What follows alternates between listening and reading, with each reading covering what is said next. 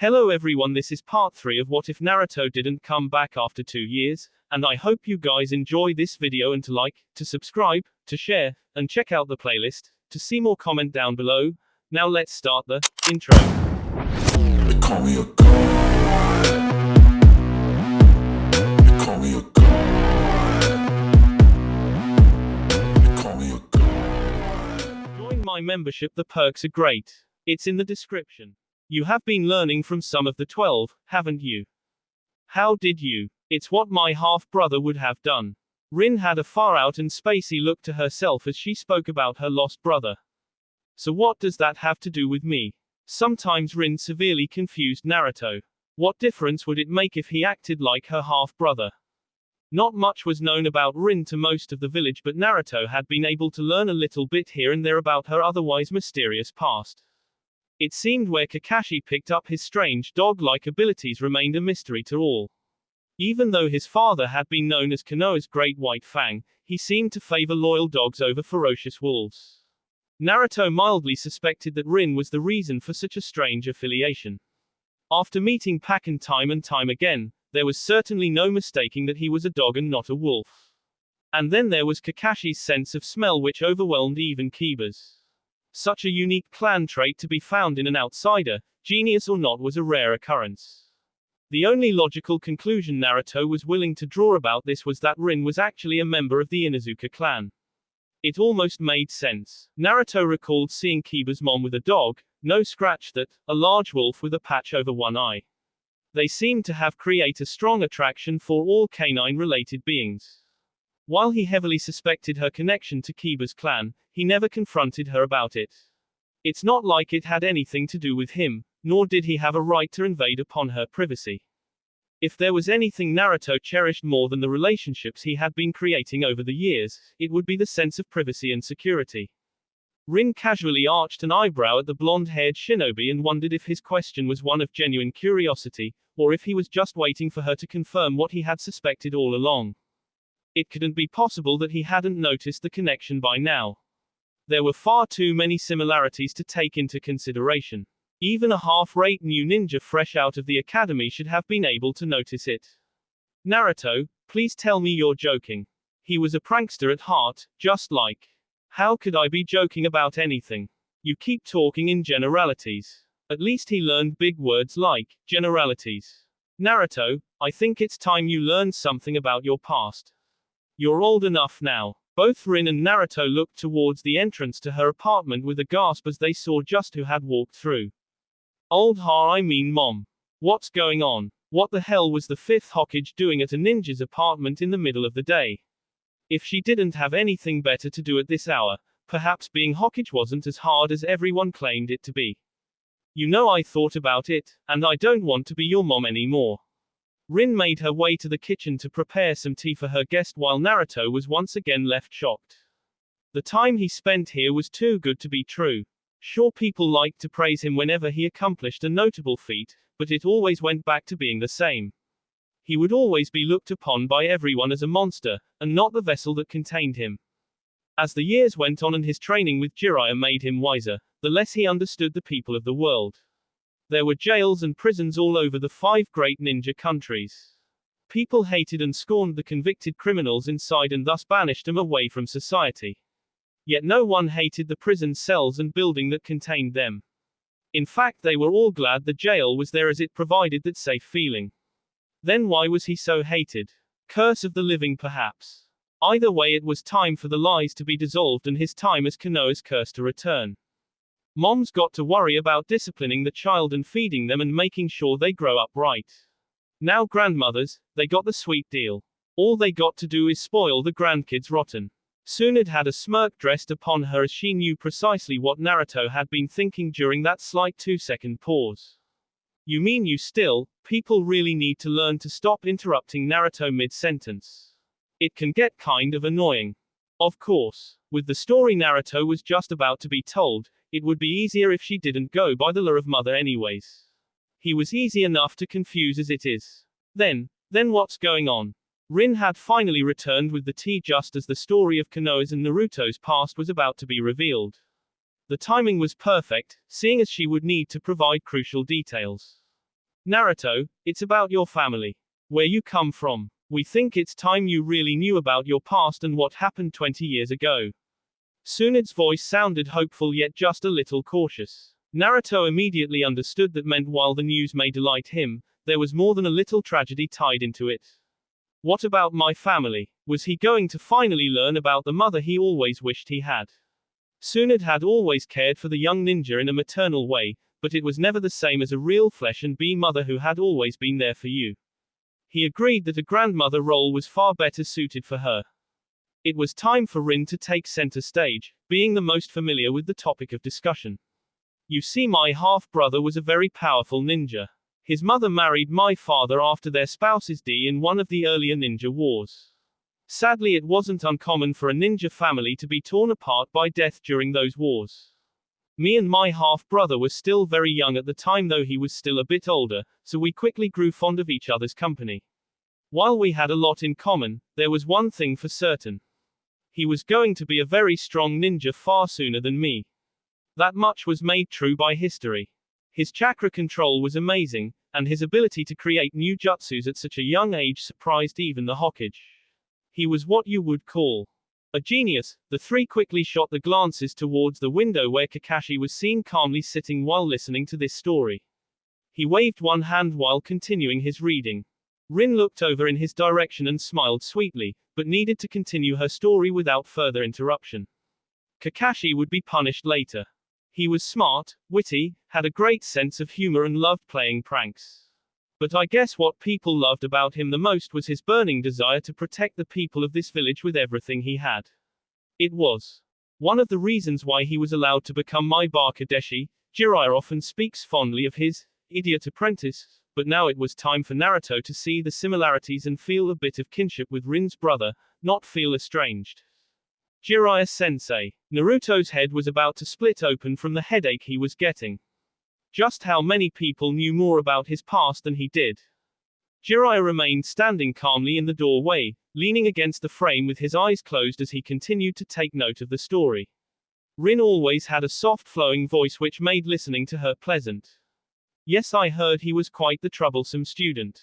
But please Jiraiya-sama, let me continue. No noise was heard from the great Sannin.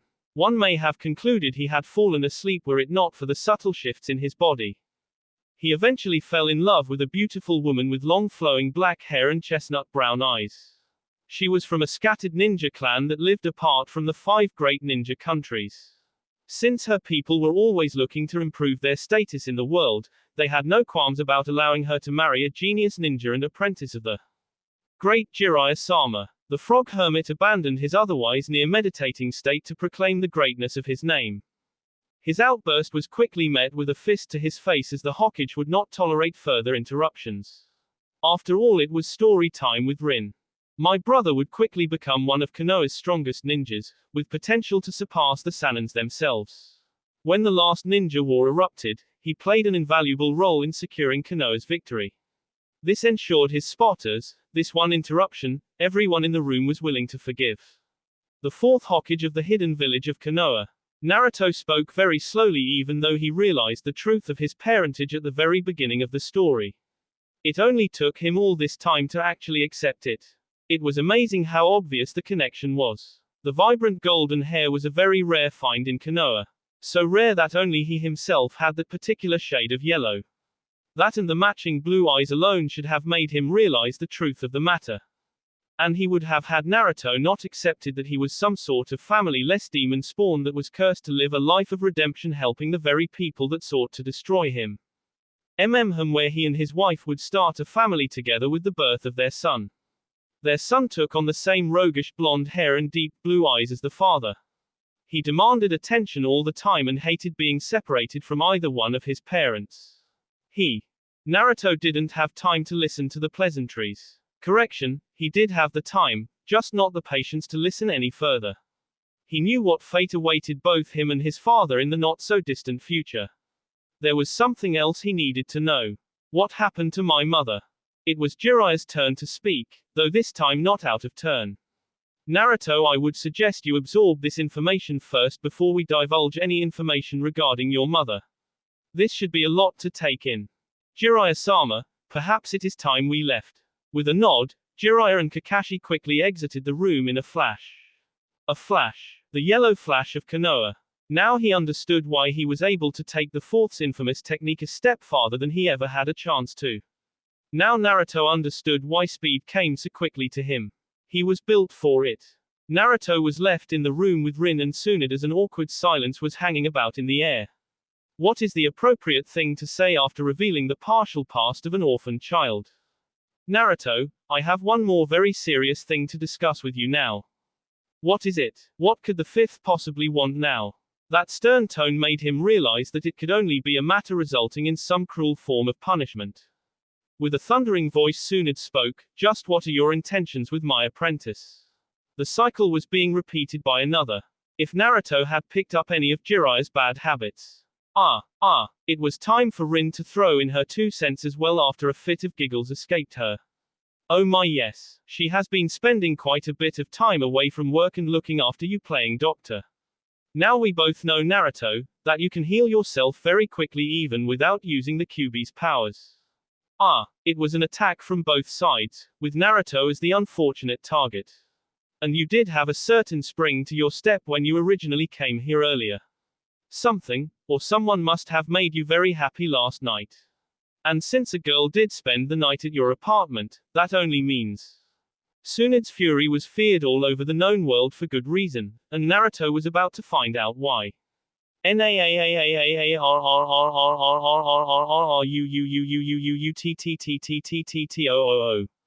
What did you do to my sweet and innocent apprentice? Her fist came down against the not-so-sturdy wood frame of the table which sent it splintering into pieces. The blonde shinobi stumbled and fell upon his back as he tried to inch away towards salvation. She didn't. She was the one who, he was going to die. That's the universe for ya. It would answer all the questions that you ever had regarding you and your past, and then kill you just because it could. Unless of course Rin was there to the rescue. Don't worry Naruto-kun. Tsunade-sama is just putting on a little bit of an act, now aren't you?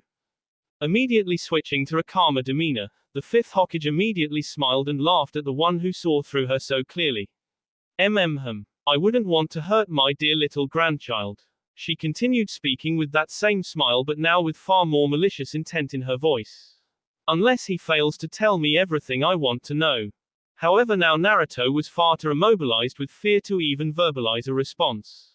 Tsunade's job at acting was done quite well. Perhaps it had been too much too soon. After all he did just find out that he was the son of one of the Hokages, the very same one that had given him this accursed life. Naruto, I want you to know that I couldn't think of a better match for my apprentice, anywhere, ever. You've grown up to be a fine young man and I'm sure you will tell us what you feel when you are ready. Naruto stumbled back onto his feet and cleaned the dust off of his pants before looking upon Rin and Tsunade again. There was no desire for violence or anger here. He had been surrounded long enough to recognize it. No, here there were only feelings of acceptance and caring. I think I've fallen for Sakura-chan again. I didn't mean for it to happen but she was the one who was there to look after you since you came back. You finally had all her attention all to yourself and you wanted to cherish every moment of it. Is that why you didn't allow yourself to heal as quickly as you would have liked? He responded with a simple nod as his intentions were brought to light. And now you're afraid that after you are all better, things might go back to the way they were. That she would continue to see you as an annoyance upon her life and that you would continue chasing a dream that may never be realized. There was a somber look of fear upon his face. The scariest thing that could happen to a visionary is to lose sight of his dream. Naruto, you love her don't you? Briefly but assuredly he flashed that genuine smile to Rin as he answered her question. There was no doubt in his mind about how he felt towards his teammate. Yes, I do. Does she feel the same way about you? And almost unnoticeably to Tsunade, Naruto switches to a smile lacking in sincerity but appeared to be happy as well. Only Rin knew the difference for sure, having grown up with her brother for so long. I don't know, I mean. Yes, I do. All eyes shot towards the door as the pink-haired Kunoichi entered undaunted by the presence of her sensei. Tsunade did however, sensed her presence coming. It would have been shameful for someone of her caliber not to notice the approach of the ninja she spent much of her time training. What's going on here? There was near silence in the room as no one felt right about speaking up. Sakura had arrived just in time to hear the latter part of the conversation. Only Naruto could decide what would be revealed to her. She walked right over to Naruto where she quickly grabbed his right hand before dragging him off with her. I know you guys were up to something, and not just interrogating him on our love life. That dumb quirky smile would never leave his face. The entire way out. Don't worry, I'll get to the bottom of this. In her cutest possible voice, she addressed Naruto, you'll tell me won't you, Naruto-kun? He could feel himself start to sweat profusely as the tension was quickly building up everywhere. That's alright, you can tell me later, after lunch. I thought we could have ramen since you have been such a good little patient. Sakura dragged Naruto out of the room and towards his favorite ramen shop to get a little meal. Now only Rin and Tsunade were left in the apartment. I think he handled that well. Naruto should be just fine. He's a tough guy. Has to be with you for a grandmother. Tsunade laughed softly as she smiled once more. The fifth had been doing more of that since Naruto's return. They look good together, don't they? Yeah, they do. Do you think we should tell him Aya has found her way to Konoha? I think it's safer for him to find out on his own. Think Sakura will be able to keep her cool. By safer she meant safer for them, not for Naruto. Well, if she doesn't, the whole town will certainly be aware of it. The fifth Hokage then also quickly took her leave of the room. If Aya ran into Naruto and Sakura, things could get a little dangerous. Two of the most powerful Konoha ninjas were found doing little more than strolling openly down the streets of their hidden village while seemingly locked in engaging conversation. It was strange to find two warriors so open and vulnerable to attack, but anyone experienced enough to attempt such an act of folly would already know otherwise. They didn't have that teacher-student relationship yet both understood the other's techniques well. The common link between them both was now 20 years gone, yet the two ninjas maintained the bond between them. This much they had to do, for Naruto's sake. How strong has my former pupil become? Kakashi's mask never moved while he was talking. It never stretched or showed any signs of changing along with his facial expression. Nevertheless, one could always tell what the copycat ninja was feeling. Strong as you, if what I hear about your Sharingan is true now. It was not the time to discuss literature and other related hobbies. Jiraiya's tone had to be serious with his disciple's student. And with the Kyuubi's power, Kakashi knew that what remained of Team 7 was going to be reformed. Since the abandonment of the prestigious Uchiha clan, the number had been considered taboo and skipped over for years. Now it seemed fitting to restore that group now that most of its members have finally united. He can maintain control up to 4 tails. On the 5th his control begins to slip and by the 8th he is nearly feral. I have not seen all 9. I hope to never be put into that situation. Jiraiya preferred his writing hobby for a reason. His profession and role of training Naruto put a man in his elder years in life and death situations more times than he cared to remember. It was difficult to face his mortality at such an age. Harder still was accepting the fact that just 10 years ago he would have had the youth necessary to handle such a situation. Must be what Sarutobi-sensei warned him about. As badly as Kakashi wanted to ask about his other student, he knew he didn't need to. He had read the report. Sasuke would never allow Naruto to pull ahead of him in terms of strength.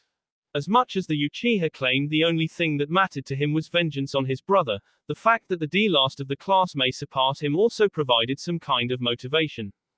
That boy's existence alone proved to be one of the greatest threats to Konoha even when taking into consideration all the internal problems that were arising. The Sharingan was one of the town's greatest assets, and should its enemies learn of that particular loss, there would be increasing attempts upon them. Unlike many of the other hidden villages, Konoha treasured the bloodline limits it found in its ninjas. It often gave them an advantage which proved invaluable in the midst of battle. That's why villagers who had long ago carried away their own bloodlines so eagerly sought the Hyuga. In a twisted way, Sasuke may have even loved the village of Konoha more than anyone suspected. He was listed as a ninja on an extended mission to hunt down the one who turned traitor to the village by killing off his own family and thinning the bee that carried that specific trait. However, no one suspected that when Kakashi emphasized thinking outside the norm, that Sasuke would take that to mean surrender his physical body to the enemy in order to accomplish his goals. Does the boy know he may not be able to stay? Kakashi also knew that the boy who actually did love this village was also its greatest threat. While the Sharingan kept enemies away, the chance to capture the power of the Kyuubi attracted many. Despite all his best intentions, danger followed Naruto like a sad, sick and demented lost puppy. It didn't matter how hard he tried, as Naruto's life would always be a cursed one. No, he doesn't need to know. Not yet. Not when he just started smiling once again. Naruto and Sakura were walking along on their own little stroll through Konoha, though with far more romantic intentions in mind. His hand had securely clasped around hers as if afraid that she may still try to leave him on a moment's notice, but that would never happen while he was there to watch over her. He was finally home and life was just beginning to look good again. Little was said between the two as their confessions of love were mixed in with revealing just what Naruto's heritage was. All but Jiraiya didn't suspect that Naruto wasn't as dim-witted as he sometimes made himself out to be. The blonde-haired boy had suspected such a relationship a few years back and began doing a bit of his own painstaking research during their travels. Information was few and far in between, as the Fourth's life and past were heavily guarded, so finding information on the subject in other countries was unlikely. There was one thing for certain. Naruto had gained an uncanny likeness to that particular Hokage. Not only in appearance, but in fighting style as well.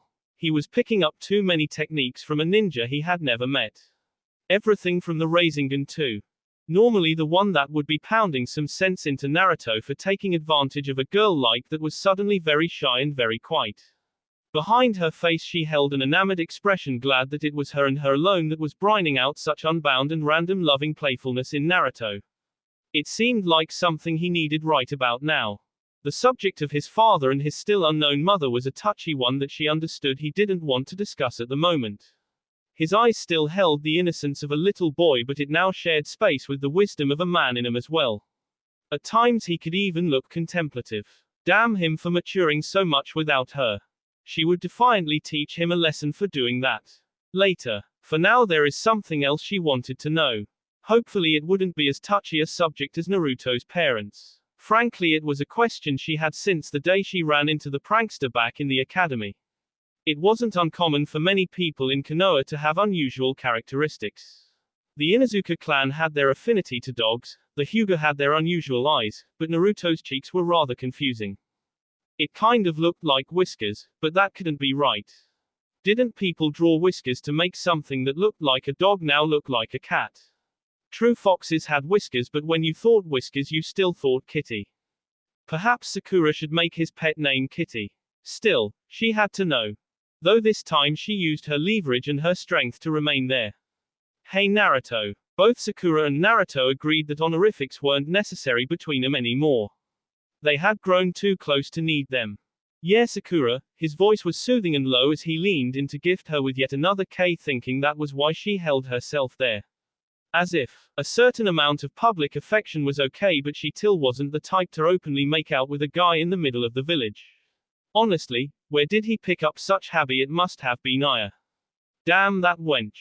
Casting aside such array thoughts, she continued her investigation into the markings on his cheek. Hey Naruto, what are those lines on your cheeks? The blonde shinobi immediately let go of his grip upon her and allowed his hands to swing lifelessly at his sides. His eyes were downcast and slightly covered by his hair, but Sakura was still able to identify the beads of sorrow forming around the edges of his eyes that quickly began to form trails down the very cheeks she wanted to know so much about. She had done something horrible. In a matter of seconds he had gone from a state of absolute bliss to one that could cause a massive 180 in emotions. She was a horrible girlfriend. Aya probably never did anything like this. Naruto. I'm sorry, I didn't mean to. Sakura found her mouth sealed by Naruto's hand as he stifled her ability to speak. There would be no more secrets. Time was yet another enemy of Naruto's, and he would not waste it hiding the truth from someone who openly loved him. More importantly, from someone he also openly loved. His voice constantly shifted between cracking and maintaining a form of false dignity as images from his past were recalled. One would be amazed just how much the fox child could recall. A little boy named Naruto with blonde hair and blue eyes was the carrier of the nine-tailed demon. All he had to do was change his name and no one would be the wiser. he would have been just another ordinary orphan boy. There was a small gasp as he continued to recall. He had to be strong, strong for his Sakura. Having already felt the unease and tragedy behind the story, Sakura's eyes too began to well up with tears as she awaited him to finish, though now she found her hands stroking his hair gently. She needed to comfort him. Nothing else mattered right now. That wasn't acceptable for some people in the village. They couldn't suspect everyone with blonde hair or blue eyes. So they had to do something else. Something to make the demon child distinguishable. Demon child. Naruto never considered himself a demon child. He was always the demon container or the demon vessel. While not many people understood the Kyuubi and him were two different enies, Naruto certainly did. So some villagers found the orphanage the demon child was left at. His voice sounded different than it always did. It was almost like he was remembering the word and conversations of others and mixing it with his own memories. But that was impossible. And they grabbed the baby who was wearing the symbol of the fourth, and with a knife. No, it couldn't be true. The people in her village wouldn't do something like that. Not to an infant. Not to a helpless child who hadn't caused anyone such harm. This was Konoha. It was supposed to be a modern village that respected the rights and dignity of people. Naruto wasn't considered a person by all. And carved in 3 markings on either side of his face. The boy was now trapped in his idini.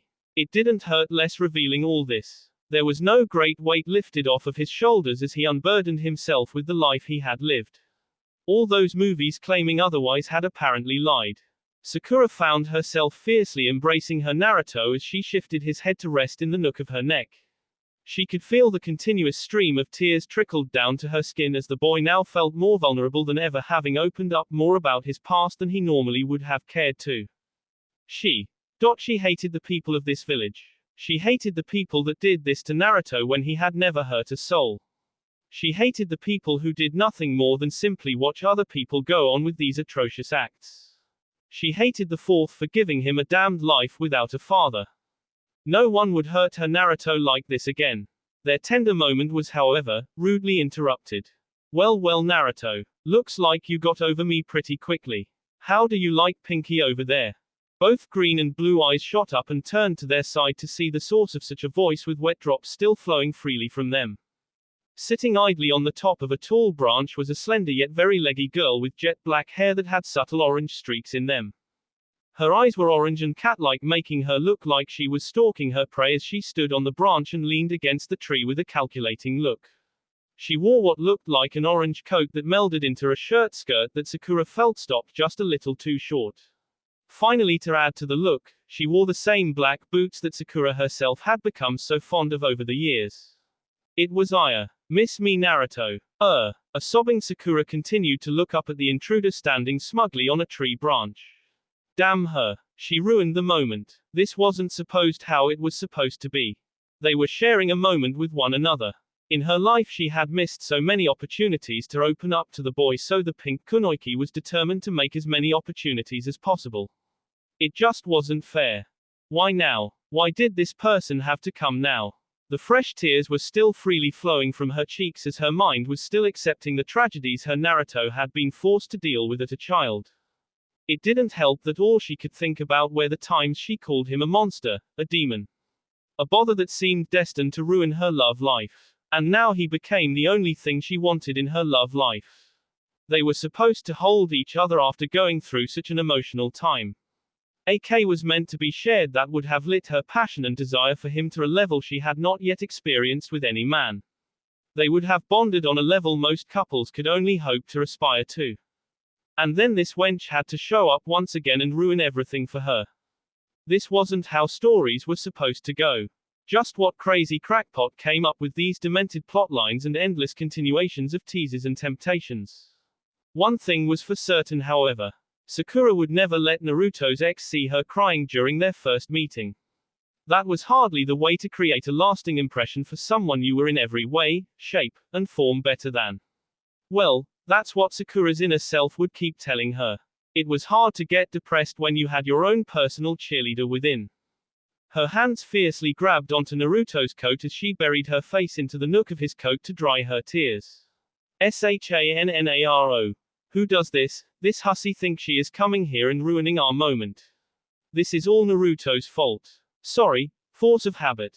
This is all Aya's fault. Suddenly Sakura let go of her hold upon Naruto and looked back up at the tigress standing up in the trees, still holding a wise smile upon her. Hey, you, damn it, didn't think that one through. What is a condescending nickname for someone affiliated with tigers? She couldn't call her kitten or something. That might just turn Naruto on. With a slightly snobbish laugh, Aya responded to Sakura's half-baked attempt at causing insults. Toying with this girl would be fun. Me tigress Aya. You pinky. I'm surprised. I didn't expect Naruto to be the brains of your relationship. That, was the last straw. Sensing the need, Naruto quickly wrapped his arms around Sakura as she fought to break free and teach Aya a lesson or two in the ancient art of smackdown. That may have actually been the first time the outer Sakura said that. Funny, it was kind of like Naruto's databio. Oh god, how alike were they? First the alternate personality residing in them both, and now they even spoke the same. Perhaps it was destiny. Yep, it was destiny, mocking him at every turn. Ah hey Sakura, calm down, I'm not as strong as you, and his eyes kept shifting between Aya and Sakura. This was bad. Very, very bad. All of his instincts and senses told him to run. Run and hide because there were some forces that just couldn't be beat. Let her go Naruto. I want to see just how strong Pinky here is. The blonde ninja didn't have much choice in the matter as Sakura broke free from his hold and darted for the opposing ninja. The two raced towards each other, ignoring all other forms of possible ninjutsu. That only meant. This was bad. Very, very bad. He hadn't had too many opportunities to spar against Sakura, but Naruto had a very good idea that she was most likely a taijutsu specialist. Maybe, just maybe Naruto should have warned her that Aya was very skilled in the tiger-style arts. It was a series of fighting that fed upon aggression and dominance using forward-thrusting attacks dripping with physical power. People in the area could get hurt. Especially the two watchers in the trees. One moment Naruto was simply standing there stunned at the recent outbreak of events, another moment he was not. The whisked ninja found himself standing just behind two of senseis up on the tree, curious as to why they were masking their location. Then it hit him. I'm surprised you didn't make it rain so their clothes get all wet. The thought had entered Naruto's mind more than a few times, to tell the truth. It wasn't his fault. It's just the type of thing that was natural to be on a healthy male's mind, all the time. Jiraiya and Kakashi seemed to acknowledge his presence before he had spoken by not saying a word to them as they both watched the onslaught go on. More surprisingly, he also knew Sakura had several genjutsu that would have secured her a definite victory over Aya. There was an unspoken understanding that the fight they were to have would be resolved with fists and result in a physical beatdown. Hey, a girl had to get over a guy some way, right? This was as good as any other option. Naruto's sky blue eyes darted between both forms, careful not to linger too long on either's heaving chest that was still panting for air. Sakura may be his girlfriend now, but she was the type to make sure he respected good manners. Being the more stunned of the two, Sakura was the first to interrupt her attempts to recapture air and spoke her shock. Naruto, fast, how, couldn't track, what? The truth was all she could remember about that last moment was a yellow flash reaching out to her, and then all she felt was nothingness. It was as if the air around her had been sucked away for a fraction of a second because a mass had pulled her out of place so quickly. His speed was incredibly. The worst part about it all. It turned her on. Badly. It was natural for Naruto to get stronger over the years, and certainly natural for someone like him to get faster. But for Sakura to be unable to even follow his movements was astonishing, considering she herself was anything but weak. He astonished her, amazed her with his talent and skills as a ninja. Just like Sasuke used to do so many years ago. I see you've perfected that technique. Not quite. It was anything but a completed technique, for he didn't have absolute control over it. I think I'll leave you two alone. I'm going to go find Jiraiya and see if I can toy with his mind a little more. One shouldn't be surprised if the lead in the next Ica series resembled a dark-haired ninja with orange streaks. Aya lifted herself up and limped away from the battlefield, unashamed at showing off the injury she had obtained during the fight. She was after all only an apprentice, so it only made sense she should get injured fighting the Hokage's student. While Aya was walking away, she could sense Naruto lean down and cradle the injured Sakura in his arms. Pinky there was over-exaggerating her wounds in order to be pampered. Funny, Aya remembered doing the same thing with him some time back. Life goes on, she supposes. Some people just ended up luckier than others. Her momentary woes were quickly lifted when she spotted Jiraiya and the famed Kakashi sitting in a tree. Pure glee rose to her face as she hiked up her skirt ever so slightly to toy with the Ichi bastard. It would probably remain one of her favorite hobbies for some time to come. Someone had to teach him a lesson. Besides, it looked like Naruto and Pinky were about to have another one of those couples moments. They wouldn't want onlookers recording every private moment, now would they? Back down, a touching scene was indeed occurring between the two ninjas. Sakura's voice was unusually meek and soft as she spoke, making it seem like her life was indeed in jeopardy. However, both she and Naruto knew that she had begun healing herself before Naruto had caught her. That didn't mean they needed to diminish the romantic setting. You fought really well, you know. I don't think I've ever been more proud of you. The girl had indeed decided to let the full fury of her physical prowess be released in an astonishing display of pain. Naruto found a stray band of pink hair fluttering over her eyes and soothingly tucked it behind her ear as he continued to lovingly stare into her eyes. Those beautiful emerald green eyes that dared to swallow up the whole of his being. You might hit me later for saying this, but you looked so Ceres out there. Frankly, his hormones were on a near overdrive. It took a lot of restraint to act decent right now. Sakura feigned struggling to sit up slightly so she could lean against Naruto's chest, placing her ear over Naruto's heart. She didn't need to enhance that ability to hear the thumping quicken in pace as more of her body came in contact with his. It made her feel empowered to have this kind of control over a man. It was truly an effect she had been waiting all her life to have over someone. But none of that meant she would be distracted from her current goal. He hadn't really explained the technique he used back then. Naruto, that speed was unnatural. You moved so fast it was unreal. It was almost like an instant transmission that took you multiple places at once. What was that? Sakura was and always will be the intelligent one of their now broken apart team. Sasuke craved to abuse and master techniques, Naruto constantly sought to change and modify them, and Sakura wanted to understand them. Had they worked together, they could have created a powerful training regiment and various techniques the world would have never seen otherwise. I guess you could call it a family specialty. That was more or less a new way to think about it. The truth about his father had been confirmed only a short while earlier. Hiraishin no Jutsu, the flying thunder god technique. Sakura gasped for a moment. There was no way Naruto could have mastered a forgotten technique. The one that won the ninja wars and tipped the scales in Konoha's favor. It was impossible. Then again, this was Naruto. The boy could do anything. He had, after all, won her heart. Was a technique I just couldn't learn. Jiraiya did his best to teach me how to do it, but only the fourth really knew how it worked. Scratch that. Never mind. So instead I learned some of the principles behind the technique and created my own move.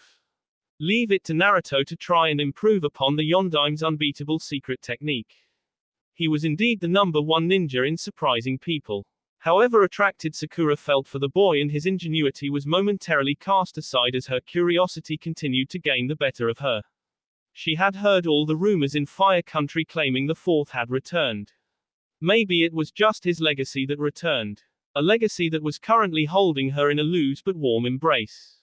How does it work? Naruto quickly he loved her inquisitiveness and her insatiable appeal for learning. The technique's major limitation was the special shuriken used. No shuriken or a low supply meant I would be at risk. That and the Yondaim's primary type was lightning. Mine is wind. So I changed things a bit. I guess you could say I constantly release trace amounts of chakra into the air. I then let my body ride that familiar signature of mine until I decide to jump onto another signature. Sakura had studied about that theory before. Apparently all things in nature release just slight trace amounts of the aura they called chakra. If what Naruto said was true, and all he needed was just a minuscule amount, theoretically the area he could use his technique was near limitless. However, I haven't really learned it fully yet. Naruto pulled one arm to scratch the back of his head and put on that dopey smile he had since he was a child. It would be wrong to call such a powerful man cute. But he was at that moment. Sometimes my body almost tries to pull itself onto a chakra stream and I have to fight just to prevent from launching myself into it. Guess I got to learn how to have a bit more self-control. His words were put to a halt as Sakura could no longer fight back the urges that had bubbled up inside her. It was true. Her boyfriend was the one who was bringing back the famed yellow flash. He was the one going around the countryside saving innocent people and fighting the injustice the shinobi of Konoha couldn't handle on their own. In a world of ninjas, Naruto was a hero. The best part about all of this, Ino would be jealous as hell. Double win. Then again, add to the fact she got into a fist fight with Naruto's ex-girlfriend and it ended with Naruto cuddling her so. Grand S baby. I kind of remember. Naruto looked down at Sakura, wondering what it was she was about to say. When you were at the hospital and while I was at your house. Sometimes it looked as if your body moved rapidly and got pulled back for a second. All I saw was a blur of sorts, so I thought it was just part of my imagination. I should have known it was just another feat from the number one ninja at surprising people. Sakura smiled once again and pulled Naruto down to join her for another K. Naruto was very glad that he had unwillingly decided to come home again. Seeing Jiraiya's sudden change in tone, Aya stopped her antics and took a seat before the Sannin.